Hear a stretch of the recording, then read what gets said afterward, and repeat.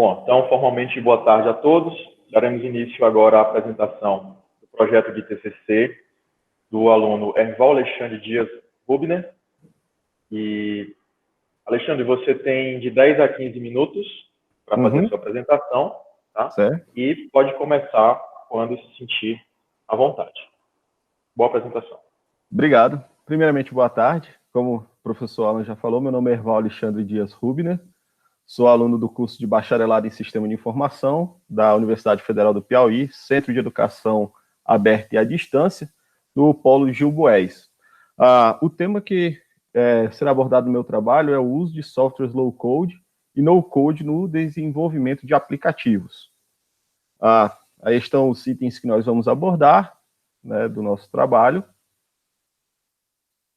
E bem, para a gente entender como nós chegamos no momento atual, é bom a gente recapitular que a informática, a tecnologia, ela sempre tem alguns impulsionadores.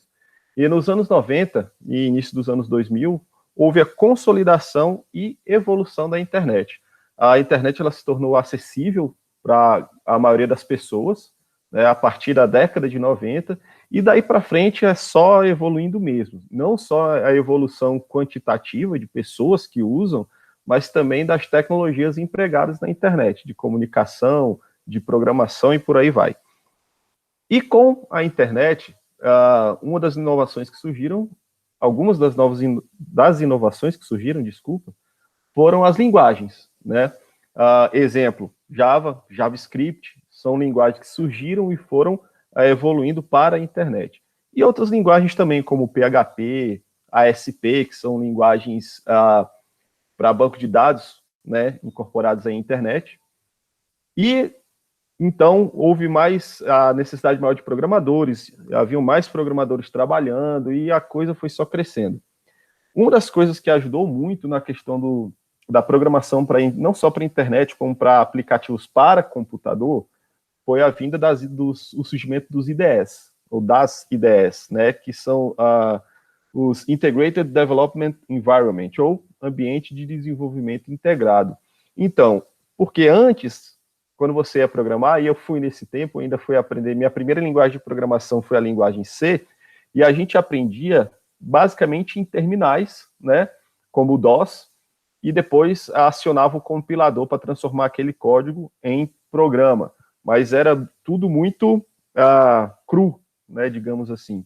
Então, com esses ambientes de desenvolvimento, como NetBeans, por exemplo, e hoje a gente tem o Android Studio também, o Visual Studio da Microsoft, são programas que ajudaram, então, a melhorar a questão do desenvolvimento. O programador, por exemplo, ele não tinha que se preocupar tanto com o layout, porque através da IDE, ele criava o layout em poucos passos, e aí ele ia se preocupar com a questão da lógica de programação em si, tá? Então, a IDE foi uma coisa importante na questão do desenvolvimento. E aí a gente tem agora uma nova revolução tecnológica, que foi a questão da telefonia móvel. A evolução dela fez o quê? A necessidade de novas linguagens e técnicas de programação. Por quê?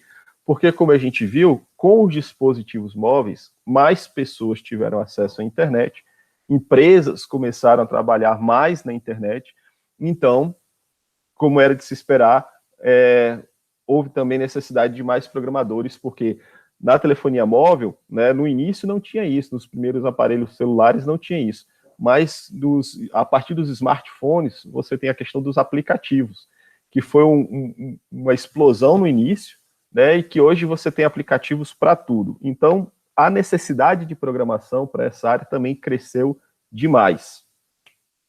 Bom, a justificativa para o nosso trabalho é que, primeiro, a grande popularização das tecnologias móveis, como a gente já falou, citou. Nós temos aí notebooks, que foi o primeiro sonho de consumo de muita gente foi ter notebook. Hoje nem tanto. Hoje as pessoas querem mais tablets e smartphones, principalmente smartphones, né? Então, com essa popularização, mais programas são necessários. Quantidade crescente de empresas digitais. Muitas empresas migraram para o meio digital. Então, isso demanda programas, isso demanda aplicativos.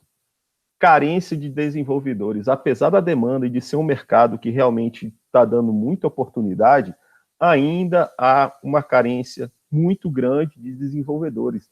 E as empresas estão procurando muito isso. E o uso de softwares low-code e no-code pode ser uma forma de inclusão de pessoas nas técnicas de programação e na criação ou expansão de novos negócios. Isso é tanto verdade que no final do ano passado, 2019, a TOTUS, grande empresa de tecnologia que trabalha aqui no Brasil também, lançou uma ferramenta chamada Fluid, que trabalha com no-code, que nós vamos falar daqui a pouco, e a Amazon também, no início desse ano, também falou que também estava lançando, se eu não me engano, o nome é Honeycode, isso, Honeycode, é uma plataforma no-code também, só que é só para, tanto da TOTUS quanto da Amazon, né, são só para os funcionários, só eles vão ter acesso, ou para empresas parceiras que trabalham com eles é que vão ter acesso a essas ferramentas, tá? Problematização. Primeiro, que programar não é algo simples, porque demanda algumas coisas, principalmente estudar várias linguagens. Um bom programador hoje, ele não é preso a uma única linguagem, né? Então ele ele pode implementar em várias linguagens. Conhecer padrões de desenvolvimento, não é simplesmente sentar na frente do computador e fazer o código, né? Tem toda uma questão, né, usabilidade, né? Por isso a gente estuda interação humano-computador, porque tem vários outros fatores que envolvem a programação. Além disso, também tem que ter um equipamento com configuração mínima para desenvolver. Não é qualquer máquina que você tem em casa que você consegue desenvolver um programa. Um grande exemplo disso é o uso do Android Studio, e quem já tentou programar nele sabe que o computador tem que ter memória e processador para fazer ele rodar, senão complica. E também utilizar a IDE certa, porque dependendo da linguagem, você tem aquela IDE que mexe só com aquela linguagem, tem outras que mexem com mais de uma, mas tem que ser uma IDE com que você realmente se identifique e consiga utilizar. E aí vem o questionamento. As plataformas low-code e no-code realmente auxiliam as pessoas com ou sem conhecimento de programação no desenvolvimento de aplicações? É isso que a gente vai tentar estudar ou tentar entender com esse trabalho. Quais são, então, nossos objetivos? Objetivo geral: identificar a utilidade e viabilidade do uso de softwares chamados de low-code e no-code para o ágil desenvolvimento de aplicativos por profissionais de diversas áreas, com ou sem conhecimento de programação. Porque o foco aqui não é somente pessoas que já tenham contato com programação. O low-code e o no-code, eles estão vindo justamente para isso. Pegar profissionais de outras áreas que necessitem de aplicativos ou de sites e dar a eles a oportunidade de criar, então, algo que eles possam utilizar. Os objetivos específicos: verificar a praticidade dos softwares no quesito facilidade de desenvolvimento, né? Nós vamos ver se realmente é fácil desenvolver com esses aplicativos. Atestar a utilidade da aplicação desenvolvida, o que a gente cria realmente é útil, tem como a gente utilizar, e validar a eficácia da ferramenta quanto ao seu potencial de desenvolvimento, né? Ver até onde realmente pode se desenvolver usando essas ferramentas. Nossa fundamentação teórica vem do seguinte: low code, tá? Esse nome low code, se a gente fosse traduzir ao pé da letra, seria pouco código, tá? Então, a gente já entende que o low code, a necessidade de implementação de código é inferior à das linguagens padrões de programação. Por quê? Porque não é que você não tenha que fazer nenhum código, você até tem que fazer código, mas não vai exigir de você tanta compreensão das normas de programação como um programador teria que fazer. Vou dar um exemplo prático sobre isso. Quem mexe com programação sabe que a base é a língua inglesa, então tem que ter conhecimento de inglês para a programação. Os low-codes, as plataformas low-codes, a grande maioria dá a oportunidade de você colocar na sua língua nativa. Então, isso já é um obstáculo que ele quebra para que você possa fazer na sua língua nativa. E você praticamente não precisa digitar código. Ele é mais na técnica drag and drop, né? Arrastar e soltar. Inclusive, Bolton, ele diz uma frase interessante, ele diz assim, que pense em blocos virtuais de Lego que os usuários podem mover com um mouse e um cursor. É como se a gente montasse um quebra-cabeça esse código, né? Então, ele é bem interessante. A codificação é simples e mais compreensível para usuários leigos. Então, assim, com poucas instruções, qualquer pessoa pode pegar e desenvolver seus programas, tá? Exemplos, né, de softwares low-code, nós temos aí o Scratch, que foi o primeiro programa low-code com o qual eu tive contato, porque como eu sou professor de curso técnico de informática e dou aula nas disciplinas de programação, os meus alunos tinham muita dificuldade, porque muitos deles nunca tinham ouvido nem falar de programação, alunos vindo do interior, e eu procurei ferramentas que fossem boas para que me auxiliassem nessa questão didática. E o Scratch foi a primeira ferramenta que me apareceu, foi desenvolvido pelo MIT, né, o Massachusetts Institute of Technology, né, o Instituto de Tecnologia de Massachusetts, e ele foi desenvolvido justamente para ensinar crianças e adolescentes a entrar no mundo da programação. E foi o que eu fiz, utilizei e realmente deu resultados. Meus alunos, até joguinhos, eles conseguiam desenvolver. E achei muito interessante e quis usar isso também na programação. E aí entrou o Meet App Inventor, também desenvolvido pelo MIT, só que ele veio direcionado para ensinar desenvolvimento de aplicativos. Ele é para aplicativos Android. Né? Então, da mesma forma, o layout é só arrastar e soltar, a gente monta caixa de texto, botões, só arrastando e soltando, e também a codificação através de blocos. Tá? O Meet App Inventor, então, surgiu com esse intuito também de ensinar a programação de aplicativos. O que aconteceu? Alguns programadores viram que as pessoas estavam usando o Meet App Inventor para criar aplicativos e colocar disponível lá no Google Play. Então, eles aprimoraram. Surgiu, então, o Thunkable e o Condola, que quando a gente abre, quando a gente acessa, é basicamente a mesma coisa do Meet App Inventor, só que tem algumas ferramentas a mais para que a gente possa fazer aplicativos mais profissionais, tá? Tanto o Scratch, o Meet App Inventor, o Thunkable e o Condola, você pode acessá-los. São páginas, né, na internet, você acessa, faz seu cadastro e programa lá mesmo. O Scratch tem uma versão também de programa para download e também tem uma versão do Scratch para aplicativo celular, para você fazer direto pelo celular. O Sketchers se diferencia dos demais porque ele é exclusivamente para celular. Ele foi criado para que as pessoas criassem os seus aplicativos através do seu tablet ou do celular. Então, você cria no celular, você roda ele direto no seu celular, ou você também pode publicá-lo no Google Play. Né? Todos esses aí trabalham mais com Android, certo? Então, esses aí são low code, tá? Tem a certa necessidade de codificação. Os no codes, já está dizendo no, do inglês não ou nenhum, né? Nenhum código. É exatamente isso, não necessita que o usuário saiba codificar. Enquanto a pessoa monta a sua aplicação, a plataforma gera os seus códigos. Então, essa é mais fácil ainda. Você vai arrastando, soltando, tá? Só dizendo qual é a função de cada elemento ali e o código vai sendo criado, né, sem que o usuário veja. Quando o usuário terminou, o programa já está funcional. E é muito interessante. E o no-code está sendo mais difundido, tá? Tanto que eu falei da TOTUS e da Amazon, que lançaram suas próprias ferramentas. Só que elas são pagas e são exclusivas. Todas as ferramentas que eu estou colocando aqui são acessíveis, tá? Existem outras ferramentas, mas que são pagas, tá? Mas essas aqui são gratuitamente, você pode acessar. Exemplos de no-code, nós temos aí o Oracle Apex, ou Application Express, que, como o nome já diz, foi criado pela Oracle, para que as pessoas desenvolvam aplicativos que tenham acesso a banco de dados, da própria Oracle, é claro, né? Então, você cria um aplicativo, uma aplicação, desde loja virtual, ou cadastro de alunos, qualquer coisa, você cria, ele vai ajudar você a criar o banco de dados, só lá clicando e selecionando as opções, e aí ele gera a aplicação para você. Bastante interessante. Google Sites. Por que a gente coloca o Google Sites aqui também na criação de aplicativos?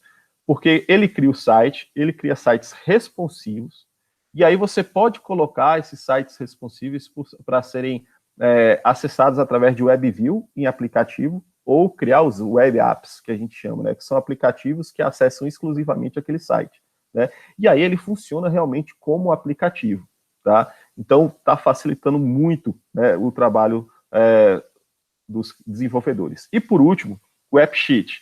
O AppSheet, ele faz aplicativos a partir de planilhas eletrônicas. Você cria uma planilha, joga ele no AppSheet e ele vai gerar um aplicativo para você. Observação, o AppSheet foi adquirido no início do ano pelo Google, tá? E faz parte agora do Google Cloud, que é o concorrente aí da Amazon AWS, certo? Então, já podem desenvolver também os que usam o Google Cloud através do AppSheet, mas ele também é acessível para quem não tem o Google Cloud, mas tem que ter uma conta no Google, mas isso é tranquilo, né? Nossa metodologia está aí, a primeira fase, seleção das plataformas de desenvolvimento, tá? A gente vai selecionar quais ferramentas serão utilizadas. Na segunda fase, os participantes, eu quero só dizer que eu limitei a 6 lá no meu trabalho por causa da pandemia e das dificuldades de acesso a computadores que a gente tem aqui. Nem todo mundo tem computador em casa com acesso à internet para baixar as aplicações, então eu tentei estudar a melhor forma de mais pessoas participarem, mas podem ser mais pessoas, mas eu limitei a 6. A apresentação da proposta de desenvolvimento, vamos propor algumas coisas para serem desenvolvidas. Na quarta fase vai ter o período de desenvolvimento. Na quinta fase eu vou fazer a coleta de dados através de questionários, né, que eu vou apresentar aos participantes. E na sexta e última fase eu vou fazer a análise dos dados para a produção do trabalho em si. Está aqui o nosso cronograma, né? Aí, readaptado depois das mudanças que a gente teve, né? E minhas referências estão aqui, tá? Minhas referências bibliográficas. E, basicamente, é isso. Quero agradecer aí ao professor Alan, que foi um tutor muito participativo, me ajudou muito. Agradecer também a minha esposa, também, que entende de trabalhos assim, me ajudou muito também. A Lucinaura aí, que já foi meu aluno e hoje é um tutor. Então, muito obrigado a vocês aí pelo apoio de vocês. E é isso. Muito obrigado, Alexandre, pela apresentação. Você já pode tirar o compartilhamento de tela, tá? Certo. Para constar aqui seu tempo, eu iria interrompê-lo agora, porque você fez o tempo de 17 minutos e, para ser justo com um colega, eu o interrompi aos 17 minutos nas apresentações, porque são 2 minutos já de excesso, né? Certo. Aí você já estava nas conclusões e aí tudo bem. Eu agora vou passar a palavra para o professor Maurício, tá? Para ele fazer as arguições, as considerações sobre o seu trabalho. Por favor, professor. Pois não. Boa tarde, quase noite, né? Isso. Inicialmente, dar os parabéns, né? E confirmar mais uma vez com Alain e Nauro. Nós estamos sendo presenteados ao final de cada dia, de cada etapa, né? E parabenizar pelo trabalho, pela exposição, a forma como você aborda o conteúdo. Então, eu estava me perguntando no início, mas você fez questão de ressaltar isso 2 vezes, né? Tu já é da área, já é formado. É bacharel? Não, sou licenciado. Licenciado. Uhum. Somos 2. Opa. Cara, mais uma vez, parabenizar, né? Agradecer pela oportunidade, agradecer o Alan pelo convite. É sempre uma oportunidade para aprender, né? E eu já tenho aqui mais uma ferramenta de estudo, né, que vai me ajudar na questão das planilhas. Eu estou trabalhando agora com planilha e você me apresentou uma agora que vai me ajudar. Muito bom mesmo. Voltando aqui para o teu trabalho, eu não faço muito essa questão da verificação de normas, de formatação. Não é que eu não faço, eu não abordo porque isso é obrigatório, nós temos que fazer, né? Uhum. Mas o que eu vi muito aqui do teu trabalho, o Lucinauro, ele aborda isso com mais ênfase, com mais brilhantismo, ele gosta muito desta área, acredito, mas essa questão de recuo, de margem, né, algum descuido que tu deve ter cometido na questão da formatação, da aplicação dos recursos. No mais, o trabalho está ok. A questão de recuo em citação longa, que não tem, então tu faz ali o parágrafo, acredito que na hora de tu arrastar as tabulações, no mais está ok. Eu tenho aqui poucas considerações a fazer, né? Ok. O trabalho está muito bom. E você deu os parabéns à sua esposa, né, pela orientação, pela co-orientação. Isso. Tem uma coisa que a gente não usa, não se usa mais. Alguns autores até usam, mas a gente está caindo em desuso, até mesmo porque causa dubiedade. Bem no início, no primeiro parágrafo, tu diz que no final dos anos 90, ou seja, lá no século I, não é isso? Uhum, isso. Não, tu não entendeu o que eu falei.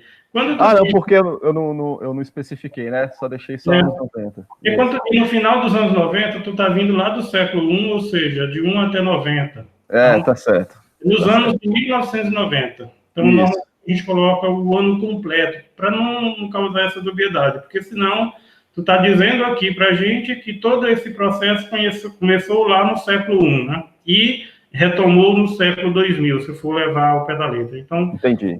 Essa correçãozinha aí, que é nos anos de 1990 e nos anos de 2000. Okay. Pode até retirar o ano ali, tu pode até retirar nos anos de 2000, que não vai perder o foco. Se tu colocar que iniciou, né, no final dos anos 90, a gente entende que tudo isso foi um processo e que ela vem evoluindo até agora. Certo. Então, não tem nenhum com isso. Lá no final do último parágrafo, tu cita N ferramentas, algumas tu utiliza com a letra maiúscula, outros tu usa com letra minúscula. Então, tu no caso aí, tu diz que o programa Scratch, o Web Software, AP Inventor. Eu não sei se esse Web Software, de fato, ele seria maiúsculo, mas eu já vi aqui, retiro o que eu disse. Na verdade, a ferramenta não é o Web Software, é o App Inventor, né? O Web Software seria geral. Isso, o Web Software seria a categoria em que o App Inventor está inserido. Ok. Não, é porque eu entendi, eu não olhei o contexto lá na frente. Ok, até apaguei aqui já essa observação, que era mais com questão de padronizar. Então, se tu está vendo o teu trabalho, ele está bem fechado, bem elaborado, bem redigido, então tu teve esse cuidado. Mas sempre a gente tem que ter esse cuidado de padronização, né? Entendi. Com relação aos teus objetivos, eu só vejo um objetivo aqui que eu diria que era para tu, eu não sei, revisar ele, porque tu disse que atestar a utilidade da aplicação desenvolvida, né? Lá na tua metodologia, tu diz isso. Tu só ficou que na tua apresentação tu deixa claro, lá tu não dizia como é que isso seria feito, se seria entrevista estruturada, semi-estruturada, se seria questionário aberto ou fechado, que recai também na definição do estruturado e não estruturado. E na tua fala tu disse que vai ser através de questionário. Tu só precisa dizer se é aberto ou fechado. Então isso tem que estar bem claro lá na tua metodologia. Mas vamos dizer que esse atestar a utilidade da aplicação desenvolvida é um objetivo que ele é bem amplo e, na verdade, ele quer dizer tudo e, na verdade, não quer dizer nada. Então, eu te aconselharia tu rever, de fato, o que tu quer e ser mais específico com esse objetivo, no lugar desse aqui. Certo. Mas, novamente, isso é só uma sugestão, é só uma observação, isso cabe a você e ao orientador dizer se vai ou não seguir. Excelente. Essa orientação. Algumas ferramentas aqui, tu apresenta informações amplas, tu apresenta no teu texto um maior número de informações que outras, ou seja, tu prioriza mais algumas ferramentas do que outras. Eu deixo aqui como observação para tu uniformizar. Eu não sei se é porque tu não encontra informações sobre essas ferramentas ainda. Eu, particularmente, eu não conheço, eu sou muito dessa área de programação, sou estudioso, mas não sou praticante, né? Então, não saberia te dizer, mas ter mais esse cuidado de dar a mesma importância a todas essas ferramentas, a não ser que o teu foco seja uma delas em específico. Se for o caso, aí você vai destacar ela em um capítulo à parte. A não ser, e quando tu está fazendo aqui a apresentação delas, é necessário que você dê o mesmo enfoque para todos. Para depois não te acusarem de estar tomando partido. Uhum. Tem bem que lá nas fases onde tu apresenta, na terceira fase, o parágrafo seguinte, onde tu faz a questão da definição das duplas, né? Uhum. Fica na página 10. Sim. Tu coloca o que será proposto é que eles desenvolvam. Se tu tirar o que e é, a frase fica enxuta e fica com um melhor sentido. Será proposto que eles desenvolvam. Então, é mais a questão de adequação do texto. Ok. Que em outros momentos haja necessidade de fazer esses pequenos ajustes, mas eu não identifiquei. Como a gente sempre fala, é necessário que tu sempre dê um terceiro olhar, né? A oportunidade de uma terceira pessoa fazer essa leitura. Uhum. Então, eu só marco isso aqui, digo que é para tu tirar o que e é, que ficará com o mesmo sentido, ficar um texto mais até enxuto. Certo. O teu cronograma precisa ser formatado, ele não está bem formatado. O FASE 2020, que fez uma separação, tu ajustar. Tem umas colunas que estão maiores, outras menores, mas isso é questão de formatação. Certo. É mais a questão para trabalhos futuros, porque, na verdade, lá no teu trabalho final, tu não vai colocar o cronograma, tu vai falar sobre o cronograma. Uhum. Quando tu diz aqui pesquisa, eu pergunto aqui, não precisa tu responder, só para enfatizar. O que será feito? Que pesquisa? Então, tu tem que deixar mais claro o que tu quer. Né? Porque a pessoa vai saber, sim, pesquisa, mas que tipo de pesquisa? Como é que essa pesquisa será feita, né? E experimentos também, tu só coloca uma única palavra, então acrescenta mais. Que experimentos? Então, classifica de fato isso aí. No mais, eu volto só para a questão aqui da fase, onde tu diz que na quinta fase, passado o período de desenvolvimento, serão colhidas as informações dos participantes, vi aqui, através de um questionário. Eu juro que eu não tinha lido. E o teu trabalho foi um dos últimos trabalhos que eu li, eu já estava bem cansado. Eu entendo. Mas aqui, só precisa especificar bem essa questão do questionário. Não é obrigatório, mas quanto mais informações tu deixar transparecer do teu trabalho, melhor. Ele vai ser mais compreendido, digamos assim. Okay. No mais, Alexandre, é só te parabenizar pela escolha do tema e pela forma como você e o Alan desenvolveram, formataram o trabalho, viu? É um trabalho de grande relevância que só tem a contribuir. E já começou, até me despertou o interesse em duas ferramentas aqui, principalmente essa questão da programação através das planilhas, né? Muito bom, muito bom. Mais uma vez, obrigado pela oportunidade e parabéns pela condução do trabalho.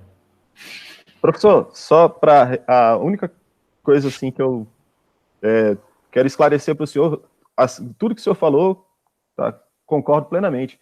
Só na questão dos aplicativos que o senhor falou que eu citei mais uns e outros não, eu realmente não tinha percebido isso, mas, por exemplo, eu falei bastante do App Inventor, por exemplo, né, que eu tenho mais contato, e do Thunkable e do Condola eu falei menos porque eles são tão similares, né, quase toda a mesma coisa que eu não tinha muito o que falar sobre eles.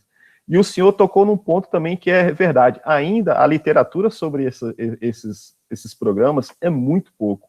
O senhor tem uma ideia, para eu falar sobre o Oracle Apex, eu tive que comprar um livro americano na Amazon para ler e falar alguma coisa, né? E citar alguma coisa sobre ele. Mas eu poderia ter falado mais, realmente. Poderia ter falado mais. O livro é mais para ensinar a gente a fazer um aplicativo no Apex, né? Não fala muito sobre o programa em si, mas realmente eu posso melhorar essa parte e igualar mais a citação Pois aí você já encontrou mais um ponto que o teu trabalho, mais uma lacuna que o teu trabalho pode preencher, né? Se Isso, há falta de literatura, então aproveita essa oportunidade e já preenche essa lacuna, então já complementa. isso. Então, mais um motivo para a gente elogiar o teu trabalho mais uma vez e reconhecer a importância dele. Obrigado, Mais, professor. parabéns. Obrigado. Obrigado, professor Maurício, pelas considerações. E eu convido agora o professor Lucinauro para fazer suas arguições. Por favor, professor. Boa tarde, Alexandre. Boa tarde, professor. Boa tarde. Boa tarde, professor Alain, professor Maurício, né? Iniciar minha fala aqui parabenizando, Alexandre, pela essa bela aula que você nos deu agora há pouco, certo? Realmente mostra o quão você estudou e quão você pesquisou e realmente está seguro do que você está fazendo. Isso é muito importante. E isso a gente tem visto, vou dizer, não vou dizer pouco, mas foi muito bom ver isso de você, tá bom? Parabenizar aqui também seus slides, né? Seus slides estavam muito bem trabalhados, né? Na hora que eu pensei que você ia voltar à mesmice de muito texto, você foi lá com frases curtas, com imagem, que é muito interessante, né? E a apresentação através de um slide, ela diz muito, né? Suas colocações também foram muito pertinentes, porque responderam algumas dúvidas. Até porque, por mais bem feito que um trabalho esteja, ele sempre deixa uma lacuna, tá? E vou lhe dizer uma coisa, como eu já disse anteriormente em outros casos, trabalhos igual ao seu nos desperta justamente para pesquisar e justamente também fazer perguntas pertinentes ao trabalho, né? Por quê? Porque ele está bem feito. Obrigado. Então, nos sobra tempo para analisar a essência do trabalho. Tá? E o que a gente vai fazer aqui, o que o Maurício fez, o que eu vou fazer, o que a Alan também deve botar em consideração, vai ser no intuito de melhorar cada vez mais esse trabalho, porque ele vai ficar lá como fruto de pesquisa para outros graduandos, pesquisa para outras pessoas que interessem também por essa área que você fez agora, né? Que você está abordando agora na sua apresentação e no seu trabalho. Então, nossa intenção é deixar ele ainda melhor, porque ele já está muito bom. Tá? Obrigado. Bom, inicialmente, eu gosto de fazer um scan, de maneira geral, assim, visão superficial do trabalho, onde eu consigo observar ali a questão de formatação, distância de texto, coisas do tipo, né? E logo de cara no seu trabalho, me chamou a atenção a questão da capitulação, né? A forma com que você formatou ele, né? Você usou o capítulo e a tabulação logo após, você conservou a margem ali, tá? E para isso aí, para formatação, para essas colocações, citações, a gente tem regras, tá? E aí eu deixo aqui a sugestão que você dê uma olhada nessas regras, porque pode ser uma formatação nova, mas talvez não esteja condizente com as regras que nós temos, as NBRs. Inclusive, tem um arquivo aí que foi trabalhado até por live, né, com a Alan, falando sobre como colocar citações diretas, indiretas, diretas curtas, né, a questão das margens também, tá? E eu observando elas, eu vi que o teu trabalho talvez esteja fora dessa norma, tá bom? Outra coisa também, mas foi erro de conversão, mas eu tenho que citar aqui, o nome subiu para a página anterior, lá da capa, né? Da folha de rosto subiu lá para a capa, mas é só formatação simples, talvez ele vai descer, né? Deixa eu ver, alinhamento do texto em relação aos capítulos, é o que eu falei, as normas da BNT. Lá na página 7, né, o primeiro parágrafo, ele está fora do alinhamento, né? Isso eu falo seguindo o alinhamento que já está no teu trabalho. Eu já estou levando em consideração que aquele alinhamento é o que eu vou levar como base, certo? Então, ele está fora daquele alinhamento. Na página 6 e 10, você trabalha com lista de marcadores. Então, assim, é bom você se preocupar também em colocar ela alinhado ao início do texto, né? Porque elas ficaram do jeito que a gente coloca. Só colocou os marcadores, já ficou. Então, assim, a fim de dar uma primazia, um efeito textual melhor, coloca também um alinhamento com espaçamentos direitinho. Página 11 e 12, né? Aí vem as referências sem alinhamento. Eu não sei se foi proposital, se foi seguindo alguma regra, mas também eu deixo a dica, temos regras para o alinhamento. Tá? Então, assim, é só olhar. Gostei de muita coisa que eu vi no seu texto. Gostei de muita coisa. Existe alguns erros ortográficos, existe, palavra sem acento existe, palavra igual aquela que o Maurício falou, que é melhor tirar as duas primeiras palavras e o que existe. Mas existe muita coisa legal que a gente não viu nos trabalhos anteriores, né? As notas de rodapé, as palavras em inglês colocadas em itálico, né? Dando justamente aquela sugestão de estar em inglês. Né? Então, assim, tem muita coisa interessante no seu trabalho, né? Que torna ele cada vez mais, que tornou ele bem fácil de se ler, inclusive. Bom, eu começo nas minhas observações lá no final da introdução, onde você cita, e o professor Maurício também colocou, aquela quantidade de softwares, né, que você coloca lá na frente, aquelas plataformas que você explica melhor lá na frente. Uhum. Né? Eu deixei como sugestão que você poderia até dizer que elas seriam realmente faladas lá na frente, né, porque a gente lê a introdução justamente para saber, depois da introdução é que eu sei se eu continuo lendo ou não continuo lendo seu trabalho, né? Entendi. Então, de repente, quando você coloca aquilo ali, se tiver, ou antes ou depois, dizer, não, mais na frente serão detalhados, né? Uhum. Aí a pessoa, então isso aqui tudo eu vou descobrir o que é lá na frente. Entendi. Porque quem vai ter acesso a esse material não são só pessoas formadas, que conhecem na informática, como eu, você e os meninos. Vão ser pessoas leigas até, né? Que vão precisar usar essas plataformas para desenvolver alguma coisa. Então, assim, eu coloco apenas como sugestão isso aí.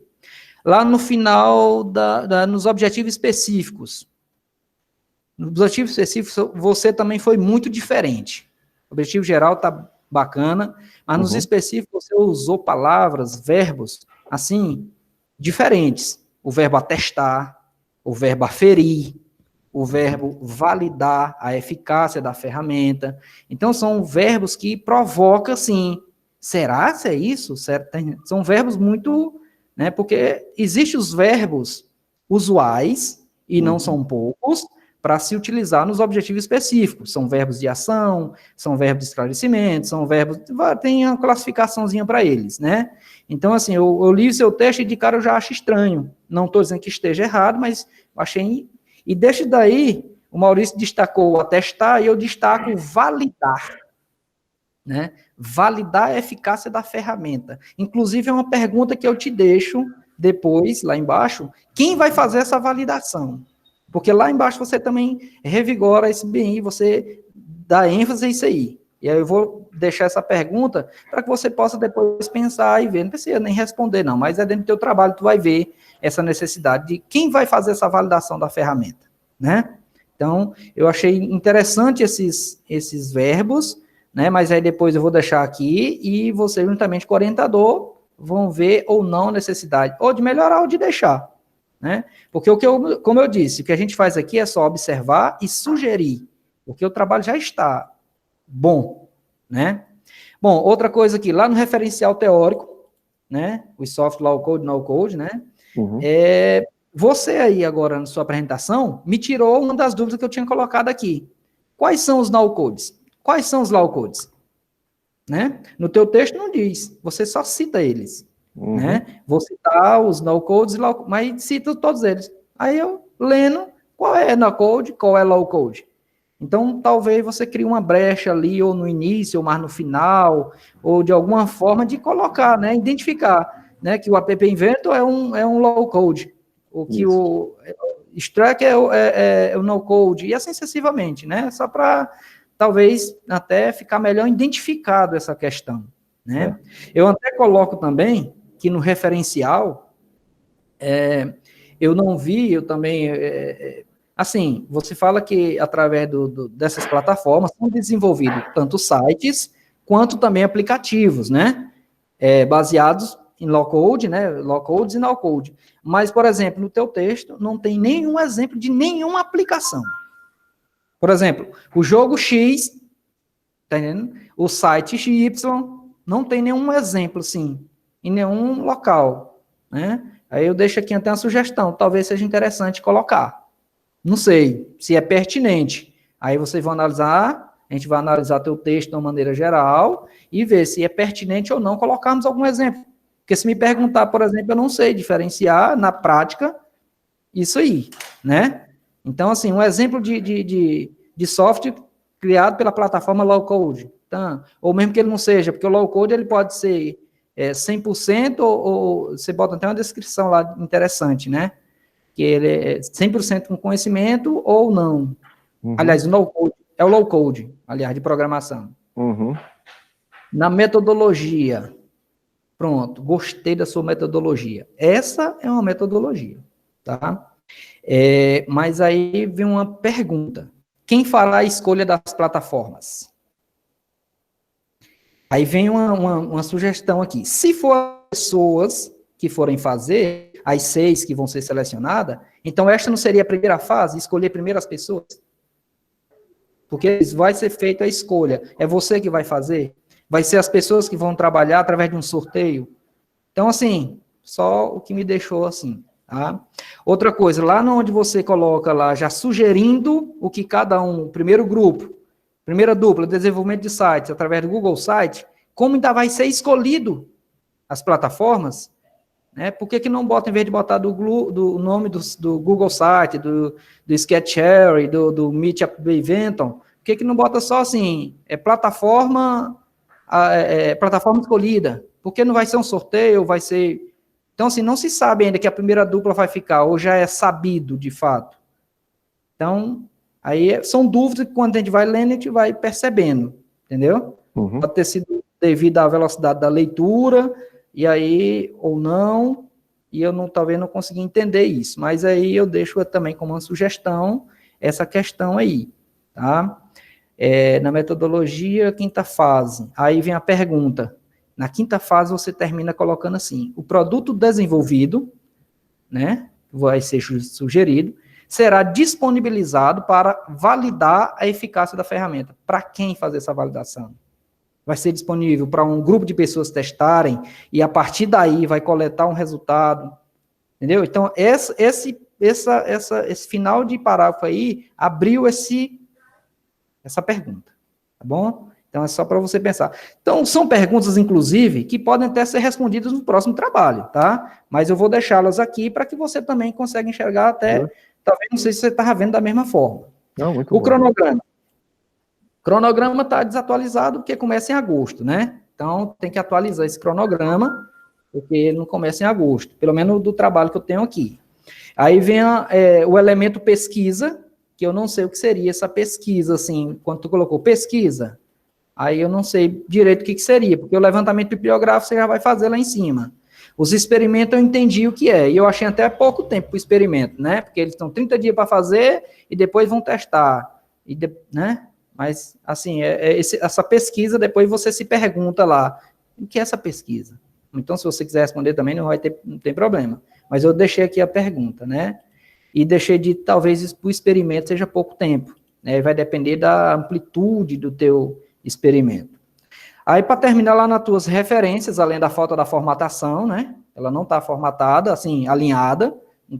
Aí eu volto a dizer, eu não sei se é por causa da norma que você leu, alguma regra que não precisa, ou se foi falta mesmo de observação, né? Lá eu vou encontrar várias citações, vários autores listados que não foram citados no teu texto, né? E segundo o nosso manual, que você tem em mãos, não se pode, por mais que você usou aquela leitura para fortalecer o teu conhecimento, para te dar mais embasamento. Mas se você não citou no teu trabalho, ele não pode estar nas tuas referências, tá certo? E tem também um que você citou que não está, que é o Maurício. O Maurício, ele não está listado aqui nas tuas referências e você citou lá no teu trabalho, tá bom? Então, assim, é só depois observar, tá tudo anotado. Vou mandar 2 arquivos, um deles uma observação direta no texto, e o outro são algumas sugestões e outras colocações em relação ao teu trabalho, né?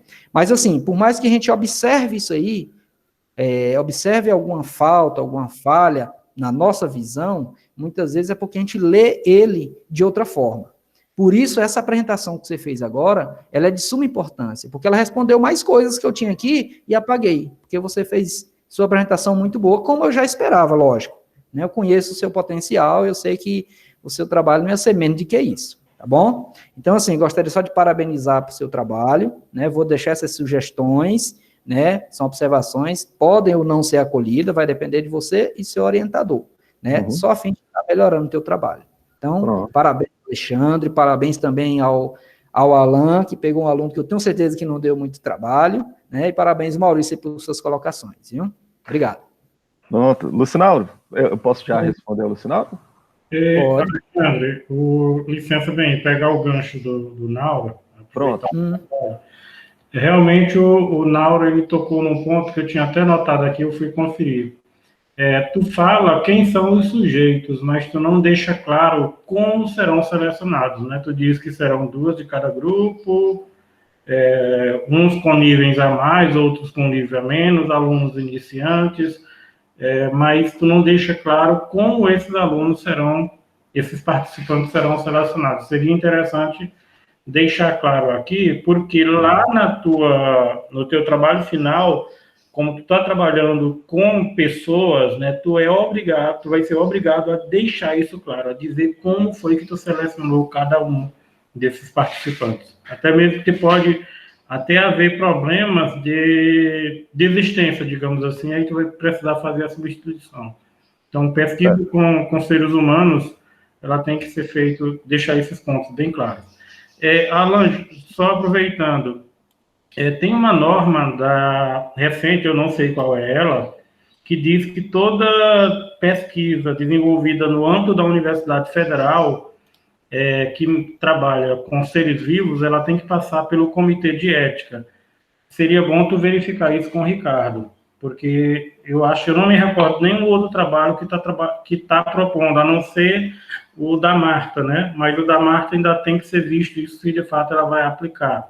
O foco dela é o aluno, mas ninguém sabe se ela vai aplicar isso ao aluno. O dele, ele já está dizendo propriamente que vai ser trabalhado com o aluno, para ver se de fato no curso de vocês não é exigido ou não será exigido o cadastro do projeto no Comitê de Ética.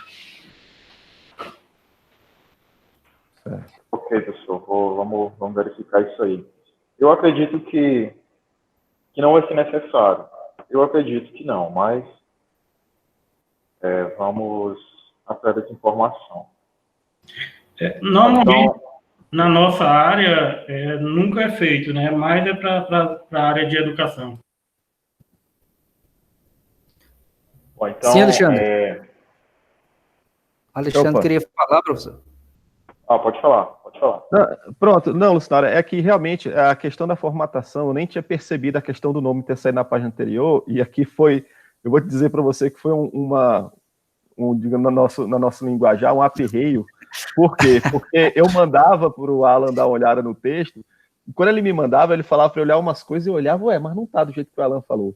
Mas aí quando eu ia ver, é porque eu estava fazendo o Word, e eu acho que ele estava corrigindo pelo LibreOffice. Quando ele mandava para mim, a formatação vinha diferente. E aí eu arrumava. Do meio para o fim, o meu Word ele travava só no arquivo do TCC. Quando eu abri o arquivo do TCC, dava um problema. Eu falei, não, tá uma coisa errada. Aí eu abri no LibreOffice, já nos últimos dias. E aí eu arrumei, né, li para ver se estava tudo no lugarzinho. Quando eu mandei, ainda apareceu esses errinhos de formatação. Mas, certo, vou prestar bastante atenção nisso. Quanto ao tópico que você falou sobre lá no... Deixa eu ver qual foi aqui que você falou. Na introdução. Não, no final da introdução. Não, isso ali você tá correto. Pronto, quando você falou que eu não especifiquei quando era no code e low code, né, que eu podia ter especificado. Isso. Verdade. Isso aí eu não atentei, porque como eu fui colocando na ordem, primeiro os low codes e no code, eu não atentei para fazer essa separação mais claramente, entendeu?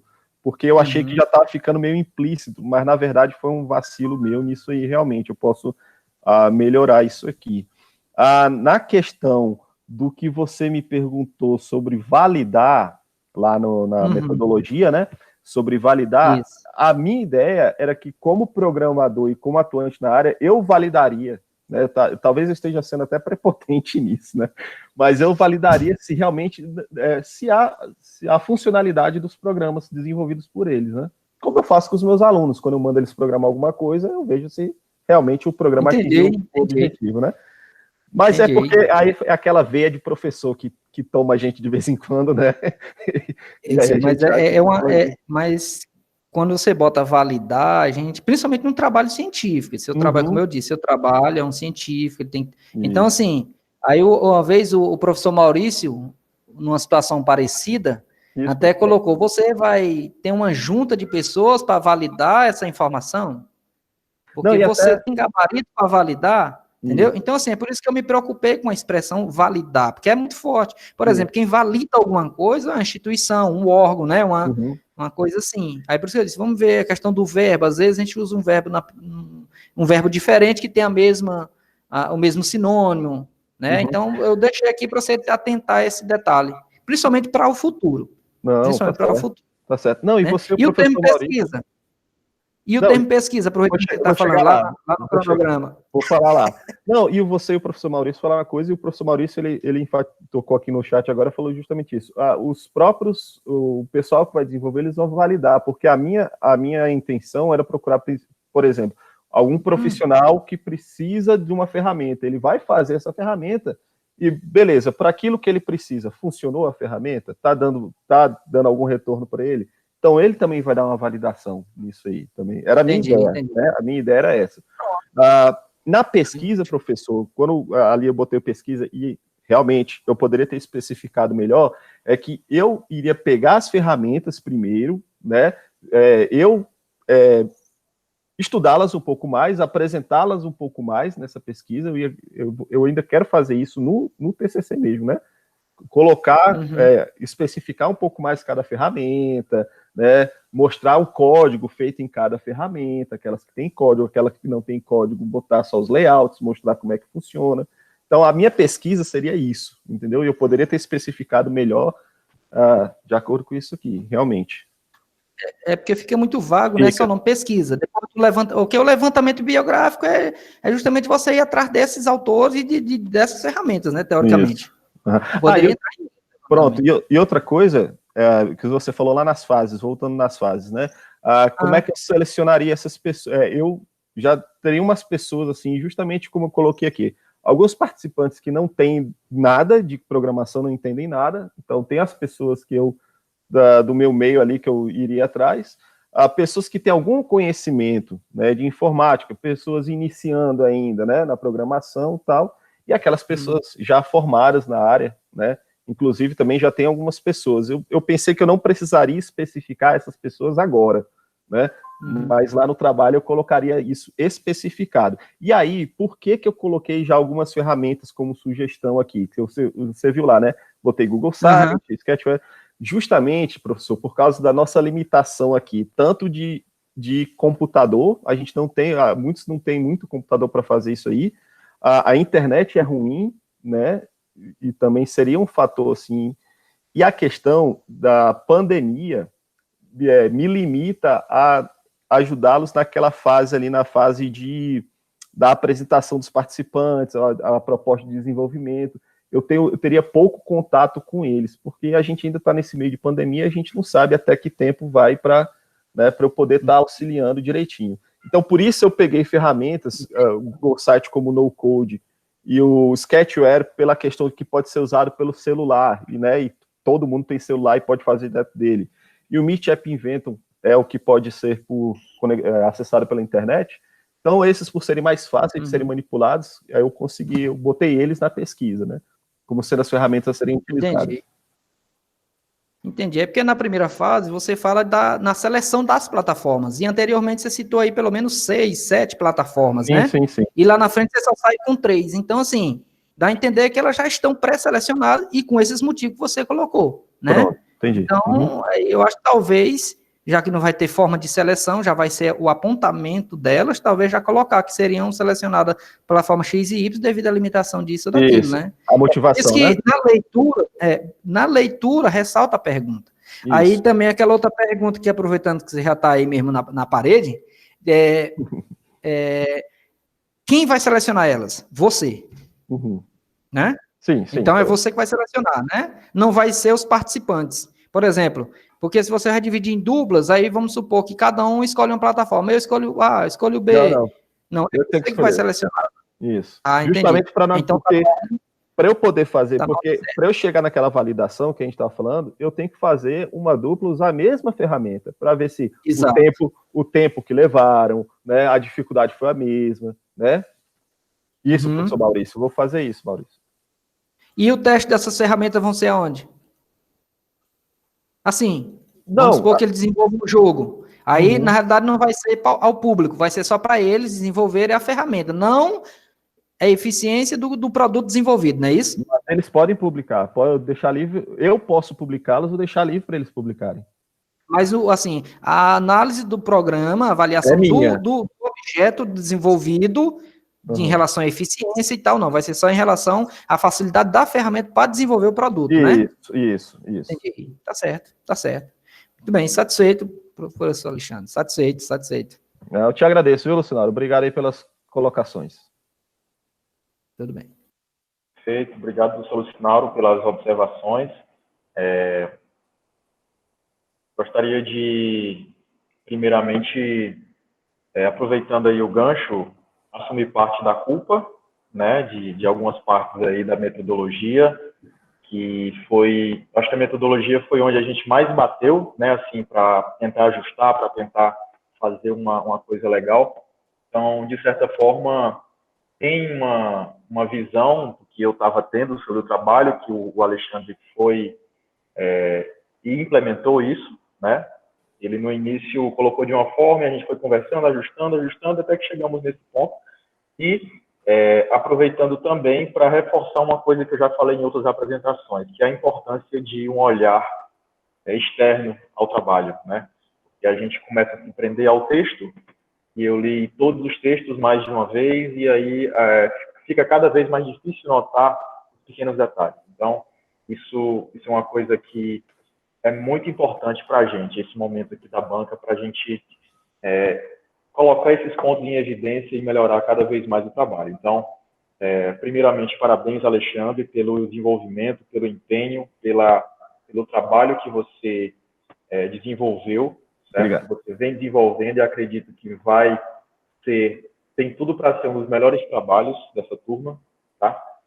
E tem poucas coisas para falar, até porque os meus colegas aí, vou aproveitar que essa é a última banca para reforçar uma coisa que eu já disse aqui, que é a competência dos colegas que estão nessa banca conosco, né? São profissionais excepcionais, né? O professor Lucinauro, de fato, é o tutor de vocês, e eu tive sorte de estar no Polo Gil Bués, ao lado desse profissional, que a gente já trabalhou junto uma época, mas não tivemos tanto diálogo quanto tivemos nessa oportunidade de bancas, e é um profissional excepcional. Eu tive essa sorte de estar trabalhando com ele no Polo. E o professor Maurício, que veio participar das bancas a convite, porque eu já conheço o trabalho, eu já sei da competência também, né? E eu tinha certeza de que ele iria fazer exatamente o que ele veio fazendo durante todos os trabalhos, que é se dedicar, dar atenção, mostrar pontos importantes que devem ser melhorados nos trabalhos. E isso é de extrema relevância. É muito gratificante trabalhar dessa forma. Então, primeira parte da minha fala para isso, é mais uma forma de mostrar essa gratidão, tá? E quanto ao trabalho do Alexandre, eu não tenho muita coisa a falar, certo? Os professores já colocaram os pontos que estão precisando de uma atenção. Com certeza o Alexandre vai dar a devida atenção a realizar essas correções, né? Nós vamos trabalhar para atendê-las. Eu só gostaria de fazer um adendo a uma parte que poderia ser explorada também no trabalho, Alexandre, que é o apelo ao empreendedorismo, né? Essa atitude de desenvolver uma aplicação, ela é uma ação empreendedora, certo? Muitas vezes acontece o seguinte: um indivíduo ele tem uma ideia e ele não consegue colocar aquilo em prática, uma ideia de um aplicativo. Hoje tem bilhões de aplicativos, eu nem sei dizer, nem sei quantificar isso, mesmo por alto. Não consigo dizer. Mas muitas vezes a pessoa tem uma ideia legal de aplicativo, que seria uma ideia viável, poderia vir a se tornar uma empresa de sucesso, mas aquilo não vai para frente. Por quê? Primeiro, porque a pessoa não sabe programar, não sabe desenvolver, e essas ferramentas que você está abordando no seu trabalho, isso que você vai desenvolver, vai ter o poder de elucidar muitas dessas dúvidas. Inclusive, já enfatizo que esse seu trabalho a gente pode facilmente transformar num artigo, e aí já vamos convidar, aproveito, se você concordar, Alexandre, de convidar aí o professor Maurício e o professor Lucinauro para serem coautores desse artigo, para a gente construir ele. Com certeza. Acredito que seria um trabalho muito válido para pesquisas, para a ciência, né? E o outro ponto é que essa pessoa que tem essa ideia, que não sabe implementar, ela muitas vezes ela desiste da ideia porque ela não quer contar para ninguém. Ela acha que se ela contar, a pessoa vai simplesmente pegar a ideia dela, levar, vai desenvolver, vai abrir a empresa e essa pessoa que teve a ideia vai ficar de fora do negócio. E realmente isso acontece na prática. A gente já tem aí grandes empresas, né, que estão aí hoje, que nós utilizamos os produtos e serviços, que começaram dessa forma. Não é uma criação de quem é o dono dela. É uma ideia, e aí vem aquela frase, a natureza nada se cria, tudo se copia. Não é? Então, essa é uma observação que eu faço que você pode utilizar como um apelo a mais no seu trabalho, como uma forma de justificar, né, para o TCC2. Utilizar também essa pegada aí do empreendedorismo no trabalho. Pronto. Então, mais uma vez, só agradecer aos professores, né, pela participação, pelas observações, pelo auxílio, o apoio durante toda essa jornada aí de 4 sábados de TCC. Agradecer ao Alexandre pela apresentação e parabenizá-lo pelo empenho. Agora, Alexandre, eu vou sair da sala eu vou me reunir com os professores em outra sala durante alguns minutos e aí a gente retorna para deliberar sobre o seu trabalho, tá bom? E aí você pode aguardar aqui. Tá certo. Até já. Até mais.